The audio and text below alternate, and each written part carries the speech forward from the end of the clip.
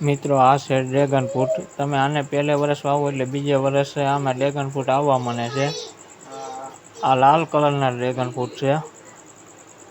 જોઈ શકો છો તમે આ ડ્રેગન ફ્રૂટ નું વાવેતર કરેલ છે. આ ચોમાસામાં આવતો પાક છે. ચોમાસાના 4 મહિનાનું ઉત્પાદન થાય છે. અને વીઘે 1 લાખ રૂપિયા કમાણી કરી આપે છે. 1 લાખ રૂપિયાનું વેચાણ કરી શકો તમે આને. જો આમાં અટાણે ડ્રેગન ફ્રૂટ આવી ગયા છે અને આ રીતે એને કાપવામાં આવે છે. આ રીતે ડ્રેગન ફ્રૂટ નું કટિંગ કરીને અહીંથી કેરેટ ભરીને આનો ઢગલો કરવામાં આવે છે.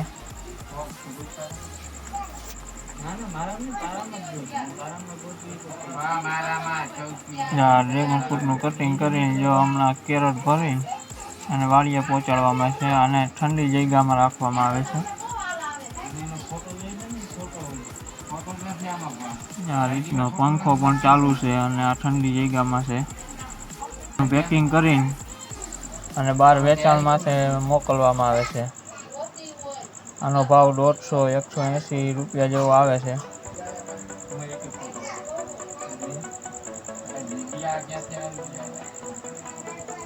મિત્રો આ છે સેન્દ્રિય દાણાદાર મરચીનો ખોળ. આ ખાતર છે. આ ખાતર અમારે મરચીમાં ભરવાનું છે. આને 3 જાતના ખાતર સાથે મિક્સ કરીને ભરવાનું છે. NPK અને કેલ્સીફોસ અને સેન્દ્રિય દાણાદાર એડીનો ખોળ તેને મિક્સ કરી છે.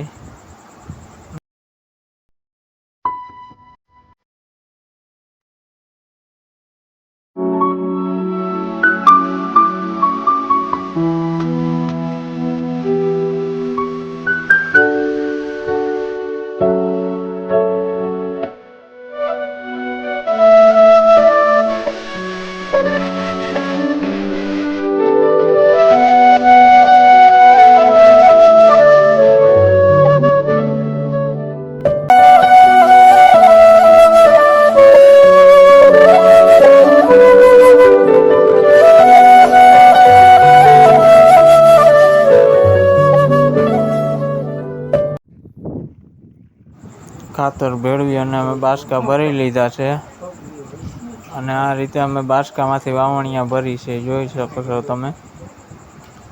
9 ડબલા ભરવાના છે અને એક આઈરે 9 ડબલા નાખવાના છે.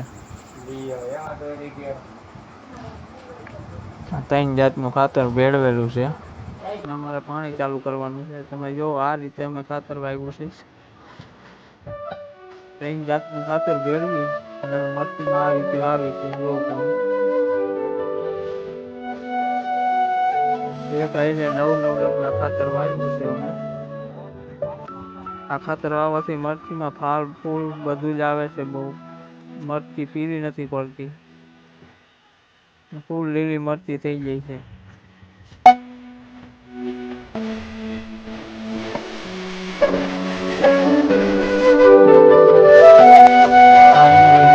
અમારે ખાતર વવાઈ ગયું છે અને પારા બાંધવાનું ચાલુ કરી દીધું છે.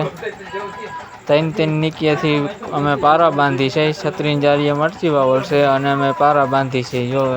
જોવ તમે એક આઈરે 3 નીકિયા હાલે છે અને આ રીતે અમે મરચીમાં પારા બાંધ્યા. પારા બાંધીને પછી એમાં પાણી ચાલુ કરવાનું છે.